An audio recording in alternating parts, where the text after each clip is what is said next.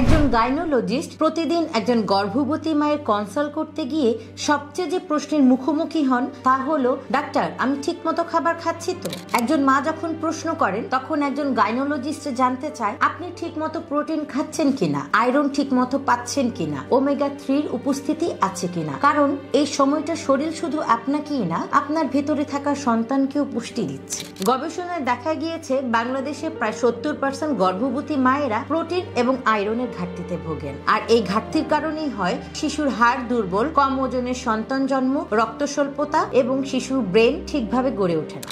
এই কারণে একজন গাইনোলজিস্ট বলেন প্রতিদিন খাদ্যাভ্যাসে এমন কিছু খাবার রাখতে হবে যা প্রোটিন, আয়রন, ক্যালসিয়াম এবং ওমেগা 3 ঘাটতি পূরণে সাহায্য করবে। আর আপনারা যেন একটি খাবারে পর্যাপ্ত পরিমাণে ভিটামিন, আয়রন, ক্যালসিয়াম এবং ওমেগা 3 পান, সেই কথা মাথায় রেখে কিডোপিয়া নিয়ে এসেছে মাদার প্রোটিন জাফরানি বাদাম মিল্ক, যা 1 গ্লাস দুধের সাথে মিশিয়ে খেলে আপনি পাবেন প্রচুর পরিমাণে পুষ্টি। এই মিক্সে আছে কাজু বাদাম, কাঠবাদাম, আখরোট যা শরীর গঠনে হেলদি ফ্যাট ও প্রোটিন সরবরাহ করে, পেস্তা ও চীনা বাদাম শক্তি ও শিশুর মস্তিষ্ক গঠনে সহায়ক, কুমড়োর বীজ ও সূর্যমুখীর বীজ হরমোন ব্যালেন্স রাখে, রক্ত গঠনে সাহায্য করে, খাঁটি তাল মিস্ত্রি নিরাপদ মিষ্টতা, গ্যাস ও অম্বল কমাতে সাহায্য করে, ইরানি জাফরান রক্ত সঞ্চালন বাড়ায়, মন ভালো রাখে, শিশুর বিকাশে সহায়তা করে, ফুল ক্রিম মিল্ক পাউডার শক্তি যোগায় ও হাড় মজবুত করে।